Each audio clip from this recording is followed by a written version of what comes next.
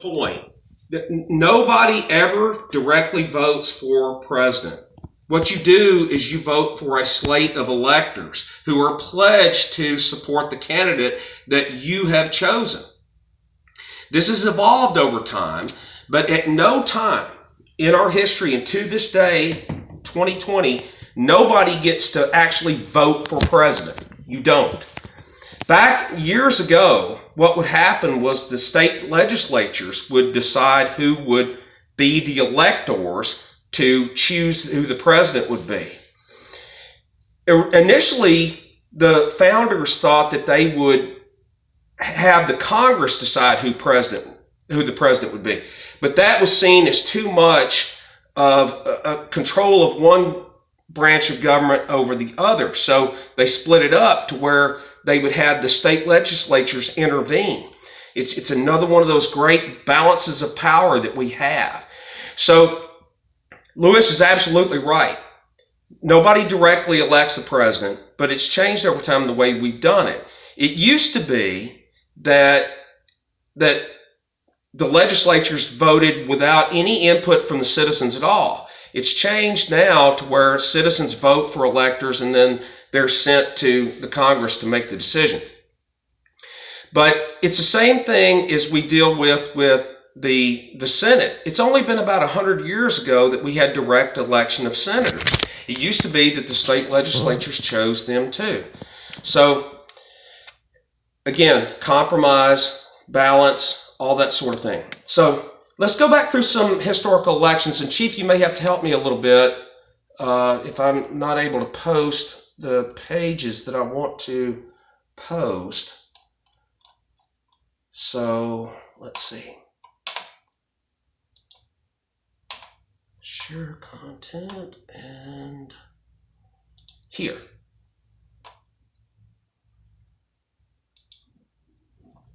You can see the map? Okay, great.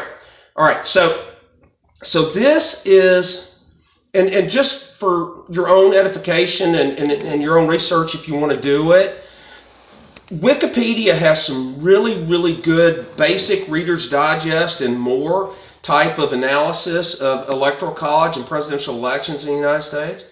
So you see the map and you see how it's drawn up. And if we go to this, maybe it'll share it, maybe it won't. Okay, did that share? Are you seeing a different map now, or is it the same one I had before? Okay, good. All right, so I'm going to scroll through some of these and talk about them. All right, so what I want to do, instead of going through a lot of, kind of the constitutional law and everything else, I want to talk about how this has evolved over time and how it actually impacts us now. So look at this map. This is the last election, and you see some trends there, and they all relate to our history. Can anybody see any particular patterns in the blue and the red there?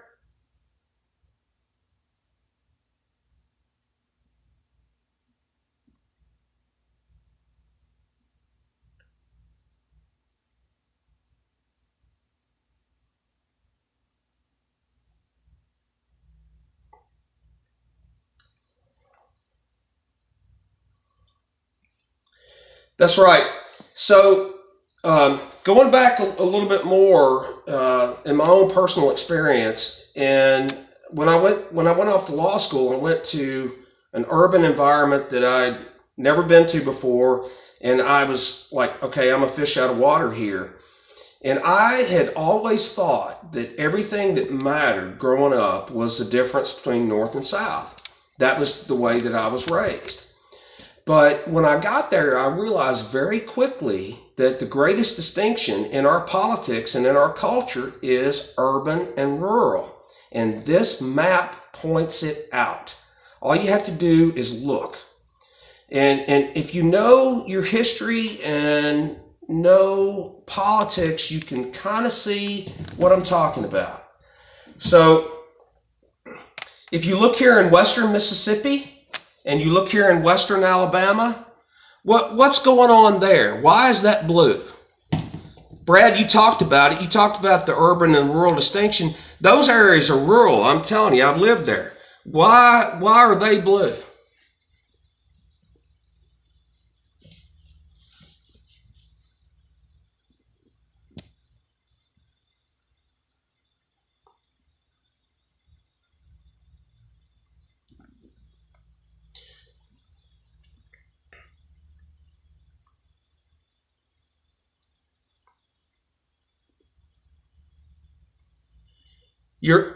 You're absolutely right. That's the reason. That's the reason. In these deep red areas that you still have that. And if you look at this area right here in western Mississippi, that's all one congressional district. That huge area. And let's see. Karen, are you on? Okay. So you remember we talked about gerrymandering? Okay. So if you look at this map, you see the product of that. See how these things are so contorted? And you think it doesn't matter, but this is the way that we elect the president, right? These congressional districts, these states. So Wyoming, 3 electoral votes. California, 55 electoral votes. North Dakota, 3 electoral votes. South Dakota and North Dakota, I had them backwards. So the point is that's part of the compromise to where the founders decided that we're not going to directly elect the president. We're going to have the number of representatives that you have in Congress select or determine how many votes you get for president. So what happens? North Dakota, 500,000 people, has 3 electoral votes, which is way more proportionately than California has. And this is something that is evolved over time as well. Because if you look at the last presidential election, and you see that you had 2 New Yorkers, right? Hillary Clinton, not a traditional New Yorker, she settled there. That's true. Donald Trump, born and raised there. But for years, you had a battle between often born and raised New York residents. And why was that? It was the single largest electoral vote gain that you could possibly have in the whole country. But in my lifetime, that has changed. So New York, 29 electoral votes as of the last census. Florida, 29 votes as of the last census. I would bet you when the results are tabulated after the census from this year, that Florida is going to eclipse New York in terms of electoral votes. Same thing's true of a lot of these other states. So that's changed the politics over time. So let's talk about, I think the biggest thing that we need to talk about with Electoral College are the ones that went wrong, so to speak. And there's a lot of discussion dating all the way back to 2000 and before about why doesn't the popular vote decide who wins the election. So let's look at 2000, and if I can flip back and find that, because I think I lost it when I rebooted.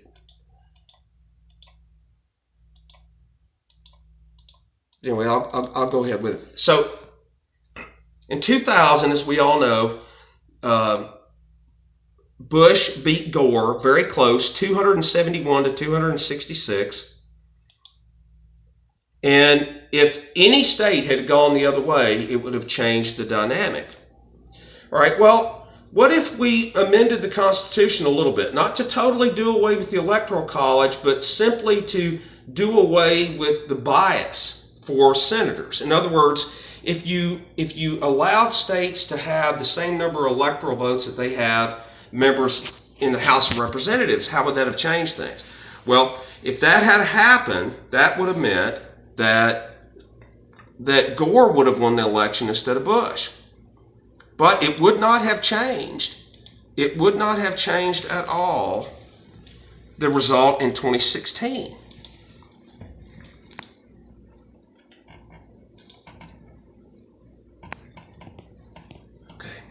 Give me just a second. I'm not finding the page I'm looking for.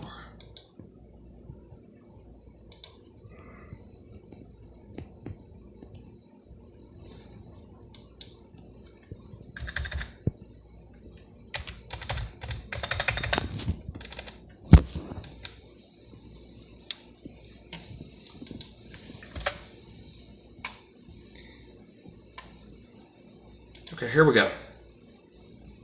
Yeah, I'm still here. Yes. Is this page broadcasting? Can you see the Bush Gore map? Okay, good. All right, great. All right, so look at this, and we're going to go back through some of the other historical elections, and you'll see what I'm talking about. Look again, going back to what Brad and I were talking about, the pattern, the red and the blue. So look at these small states here that have 3 votes. So it skews the dynamic a little bit.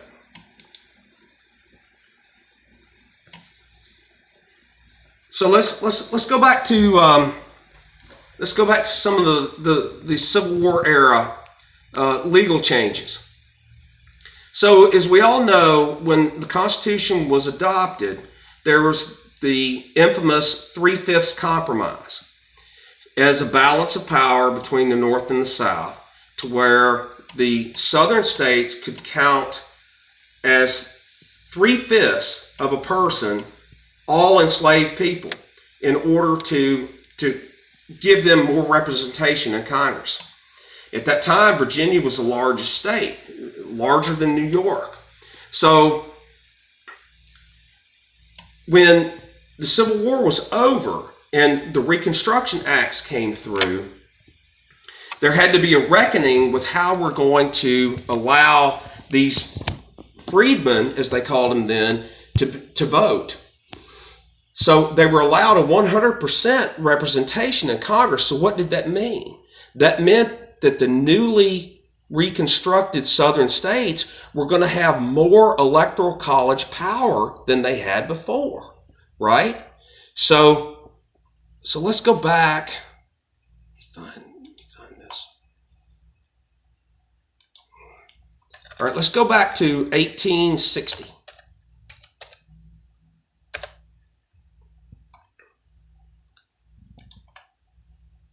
All right, you see what that's like. And you see how Virginia had been separated off with West Virginia at that time. See, we already had sectionalism going on then, right? All of this is red. All of this is red with the newly formed Republican Party in Lincoln. All of this is green. And then you had the border states. All right, so you see how it breaks down with the numbers.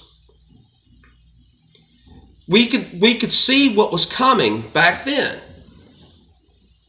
These states now, 15, Virginia's 13 now, Kentucky's 9, Tennessee's 11, Florida is 29, Texas is 38. You see the balance of power shift. Okay, see how New York has 35 electoral votes back in those days? What made the big change to why New York became the huge power after the founding of the Republic? Does anybody know?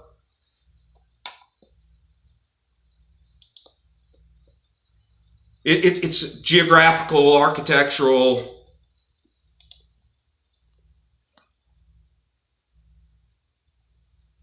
The Erie Canal. Transportation. It allowed goods to come from the Midwest all the way over to New York, and that's what made New York a huge power. And it only changed in the late 60s to where California became larger than New York in terms of the Electoral College vote. So let's shift back to 1864.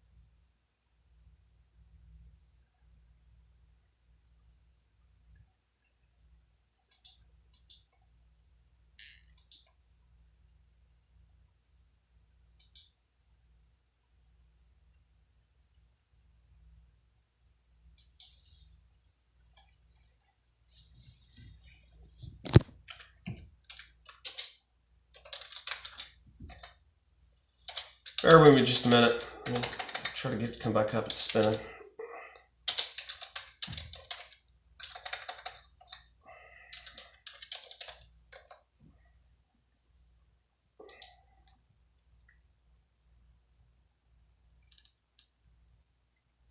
Okay, so if we look at this map,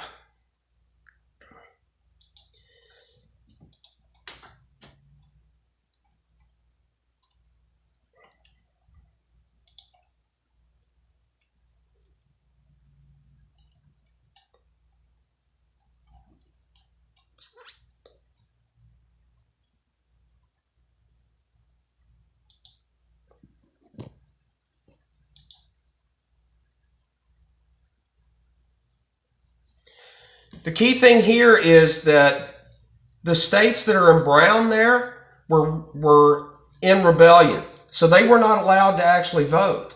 So this allowed all of these states to dominate. But then the next election, as we will see here, changed the dynamic a little bit, because you had some states that were now allowed to vote. But they had more electoral votes than they had before. All right, so let's spin forward to 1876. One more. All right. So look at that and see the difference. This was the last presidential election that took place under Reconstruction. After that, the southern states had a full vote that they did not have before. And they also had 100% population count as opposed to the 3/5 compromise that they had before. So it changed the dynamic. The northern states were growing in population, but the southern states had power that they didn't have before. All right, so what happened in 1876? Does anybody know what the particular distinction about that election was?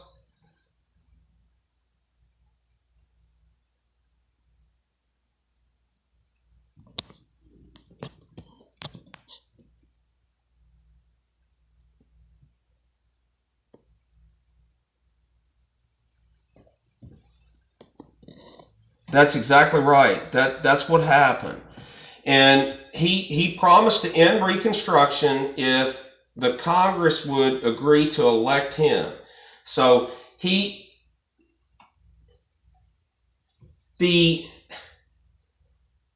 interesting thing is that set things up in the future for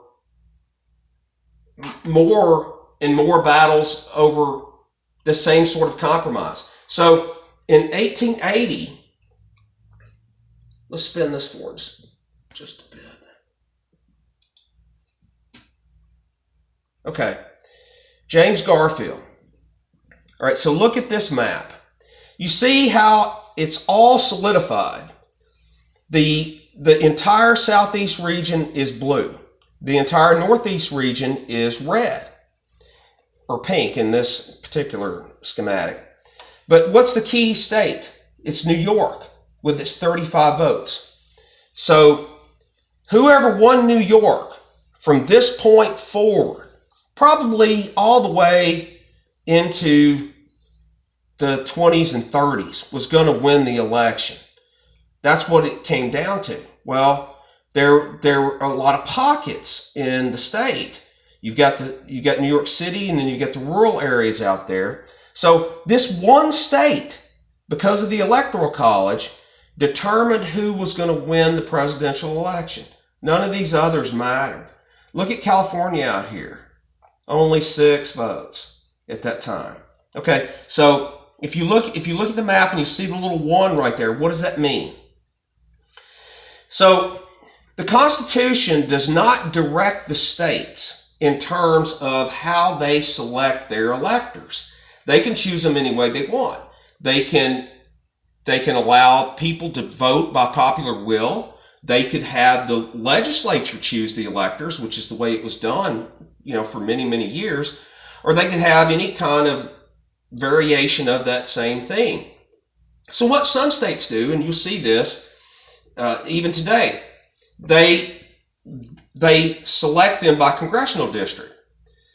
Whoever wins within that congressional district gets that particular elector. And those persons are supposed to be pledged to vote for the candidate that the voters choose. But they don't always do that. We were talking earlier about the Bush v. Gore election in 2000. So the number is supposed to be 538 because that's the number of congressmen, 435, plus the 100 senators, plus the 3 electors from D.C., 538. Well, the total in 2000 was 537. And the reason was one person chose not to vote for Gore and to vote for somebody else. Now, if Florida hadn't turned out the way it did, maybe, and some other states switched around a little bit, maybe that actually matters. Normally, the faithless elector doesn't shift the election, but it can. The point being that no matter how individuals vote in the state, the electors can choose whoever they want for president, and then it's going to be approved by the House. They're not going to challenge that. So let's spin forward just a little bit to another election. Okay, so 1888 was the first time that a Democrat had been elected since prior to the Civil War. And you see how the map changed only slightly, but just enough because Cleveland won New York. Again, that was the key. 36 electoral votes. He was from New York. He's a former sheriff in Buffalo, in fact. All right, so let's see what happens the next time. He didn't win New York. If you look at the popular vote, he won it. It's close. He only got a plurality. He didn't get a majority, but he won the popular vote. But because he lost New York, the Electoral College swung towards Harrison. So, interesting little piece of trivia. Grover Cleveland was a bachelor when he entered the White House. But he had known this young lady for many years that he was kind of courting, and he decided once he'd become president to marry her. And she was only 21 years old and he was 48. And they got married in the White House. It was the first time that a wedding had ever taken place in the White House. So when he lost the election in 1888, she told the people who were moving everything for the new president, don't move things around too much because we'll be back in 4 years. Well, guess what? He was.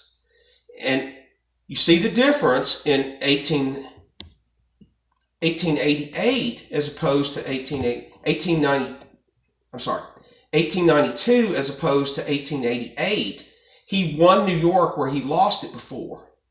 Now, during this time, as we see today, and this is, I think, the most important thing that you can take out of this whole conversation, is the sectional differences that we still deal with today. It's not changed. The parties have changed, the issues have changed, but it's still the same results in the same issues. Okay, so let's bounce forward. All right. You see how this changed just a little bit to where New York goes to the McKinley side. McKinley was the last president to do what we call waving the bloody shirt. He was the last Civil War veteran who was elected president of the United States. He was a lieutenant in the Union Army and wounded and decorated, and he used that as a basis for his political career. And then, of course, he got shot, and Roosevelt became president. Let's bounce forward to that. Okay. All right, so you see how the country is beginning to grow a little bit here, and the entire northern region, all the way from east to west, is red. But the southern states remain blue. but there's not enough electoral votes there to select a president. So whoever it is in these states that they choose is the one that's going to be elected. Now, I know some of you are political science majors, so let's bounce forward just a little bit to another Roosevelt.